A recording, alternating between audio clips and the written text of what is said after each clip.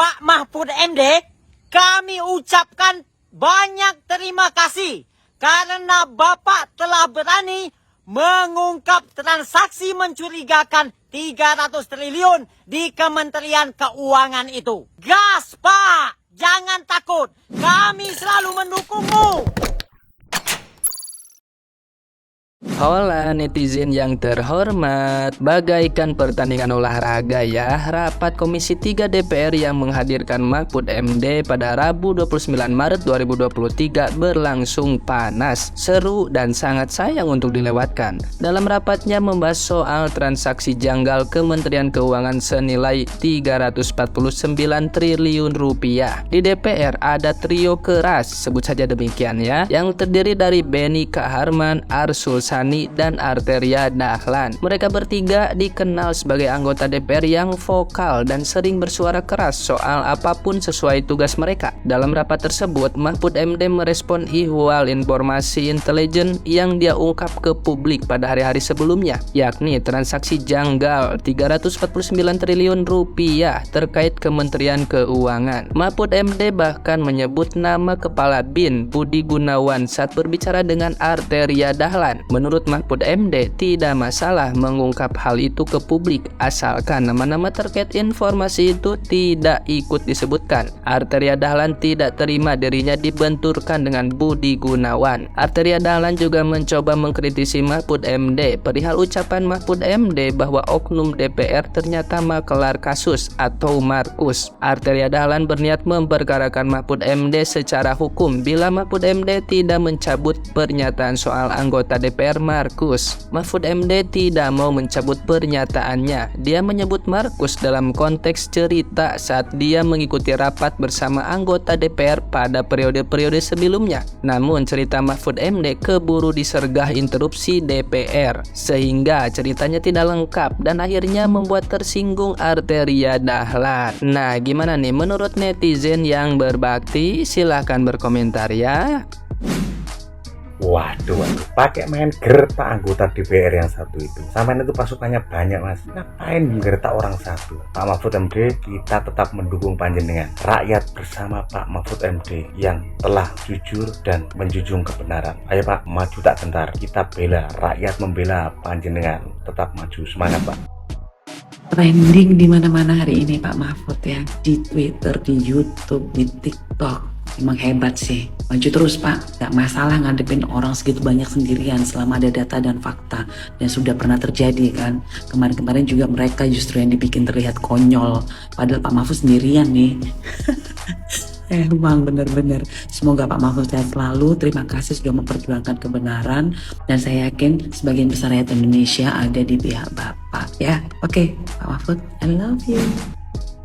Harusnya DPR, anggota DPR tuh baca komen-komen nih. Ada 19.000 komen dan satu pun gak ada yang suka sama DPR. Harusnya introspeksi diri. Ada 19.000 komentar, gak ada satu pun yang suka sama kebijakan kalian, sama kinerja kalian. Ibaratnya kalau dibandingin DPR, suara DPR sama suara anak TK, rakyat lebih dengerin suara anak TK daripada suara DPR. Udah gak ada yang percaya, udah gak bisa itu nama DPR udah diperbaiki, gak bisa, nggak ngerti lagi caranya gimana mengembalikan kepercayaan masyarakat, caranya merubah gimana nama baiknya itu bisa kembali lagi kayak dulu gitu. Udah susah, udah pada nggak percaya sama DPR. Harusnya tuh kalian malu, tau nggak sih? Manusia itu setelah meninggal meninggalkan nama. Kalau kalian dikenal banyak orang menjadi pemimpin, tapi kalian pas kalian memimpin, kalian meninggalkan jejak-jejak yang nggak baik. Nama kalian juga nggak akan terdengar nggak baik, dikenang nggak baik. Cuma 70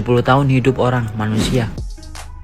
Guys, ada yang ngerasa aneh nggak sih ini? Anggota Dewan itu sebetulnya wakil siapa ya? Kok malah sekarang pegawai atau dari Kementerian Keuangan ngadunya, berkeluh kesahnya sama anggota Dewan? Mereka itu dia kan pegawai Kementerian Keuangan, berarti mereka ada di jalur eksekutif. Kenapa justru anggota Dewan ngebelain mereka ya? Oh itu rakyat. Oh jadi nggak ngerti gue. Rakyat yang mana sebenarnya? Yang kerja di kementerian atau masyarakat yang mana ini? Yang rakyat yang mana nih? Kok gue jadi bingung? Sumpah gue bingung. Jadi nih saking geramnya Pak Mahfud MD terkait Arteria Dahlan yang kuar-kuar mengancam Pak Mahfud dengan pidana terkait pembocoran data yang seharusnya katanya tidak harusnya dibocorkan, kini giliran Pak Mahfud MD yang melakukan serangan balik ke Arteria Dahlan. Dia berkata bahwa selama ini Pak Mahfud dan PPATK terutama sudah berkali-kali melakukan pengungkapan kasus ke publik yang tujuannya untuk membantu penegakan hukum. Contohnya kasus Indosuria, kasus Lukas NMB, dan ini kasus dugaan transaksi janggal yang sekitar 300-an triliun itu. Nah, Pak Mahfud mengancam Arteria Dahlan balik dengan ancaman menghalangi proses penegakan hukum di Indonesia dengan hukuman penjara sekitar 7,5 tahun atau berapalah itu. Dan Pak Mahfud MD menegaskan bahwa hal itu pernah terjadi di kasusnya Setia Novanto.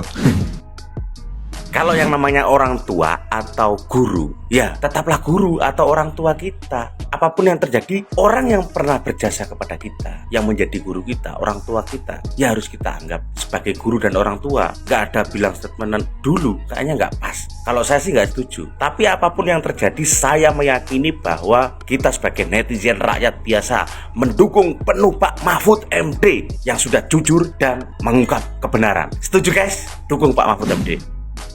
Saya selaku anak-anak milenial ya, anak muda, tentunya sangat mengapresiasi dan memberikan dukungan kepada Bapak Mahfud MD selaku senior saya, mentor, guru keilmuan di dalam organisasi. Tentunya saya berharap Bapak Mahfud MD itu bisa betul-betul menuntaskan persoalan yang terjadi perihal tentang pencucian uang di Kementerian Keuangan, sehingga nanti muncul terdakwa siapa yang menjadi aktor utama dalam persoalan kasus tersebut. Tentunya ketika memang sudah ada muncul aktor utamanya itu, saya berharap bisa dituntaskan secara hukum yang seadil-adilnya agar masyarakat tidak lagi ada yang dirugikan.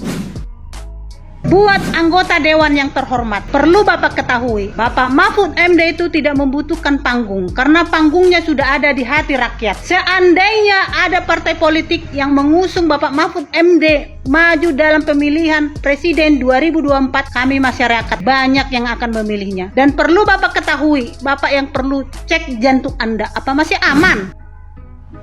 Pak Mahfud MD, kami ucapkan banyak terima kasih karena Bapak telah berani mengungkap transaksi mencurigakan 300 triliun di Kementerian Keuangan itu. Gas Pak, jangan takut, kami selalu mendukungmu selagi Bapak terus mengungkapkan kebenaran. Di satu sisi lain, Pak Mahfud MD terancam 4 tahun penjara karena mau mengungkap kasus ini. Tenang Pak, seandainya Bapak masuk penjara karena mau mengungkap kasus ini, saya siap untuk menggantikan Bapak dalam penjara itu selama 4 tahun. Tenang Pak, kalau bukan Bapak, siapa lagi yang mau mengungkap kasus ini? Kami rakyat biasa, nggak mungkin, kami nggak tahu itu uang ada di Kementerian Keuangan itu 300 triliun. Bukan kecil Pak, bukan dikit. Uang 300 triliun itu, kalau ditaruh di sawah saya ini, nggak kelihatan lagi padi-padi saya ini. Uang semua 300 triliun kalau ditaruh di sawah saya ini. Kau kira kecil uang 300 triliun itu? Aneh-aneh saja kalian di atas ini. Masa ada transaksi 300 triliun mencurigakan, ini nggak boleh diungkap. Kenapa? Emang kenapa nggak boleh diungkap?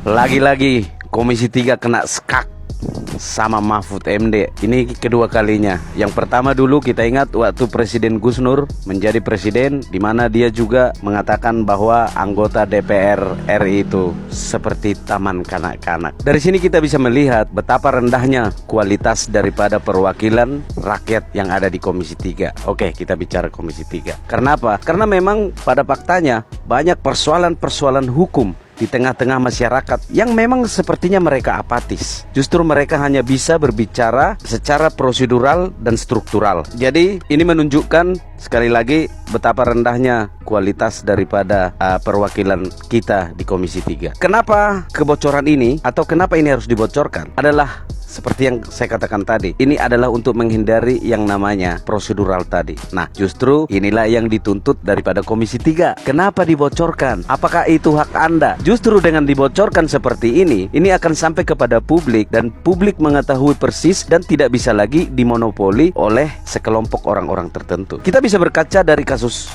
Sambo. Kita bisa melihat pada saat itu bagaimana anggota DPR RI Komisi 3 ini sepertinya mereka tahu itu persoalan besar, tapi mereka tidak terlalu respect, justru mereka diam. Tapi ketika ini disampaikan oleh orang-orang tertentu seperti Mahfud MD, justru mereka memanggil Mahfud MD. Maunya apa gitu? Prosedur lagi. Seandainya ini kebocoran dana ini disampaikan kepada DPR RI melalui Komisi 3, tentu secara prosedural akan banyak waktu yang tersita, di mana justru kasus ini akan bisa menghilangkan banyak barang bukti. Karena apa? Karena melalui prosedural bisa jadi ada yang tersisa, ya kan? Ada yang tersisa di mana? Ya kita pikirkan sendiri. Jadi saya kira nggak ada salahnya ketika Mahfud MD bersama PPATK bisa membocorkan ini. Saya pikir itu justru pekerjaan bagus. Memang negara kita ini memang harus seperti itu. Tahu gas gitu.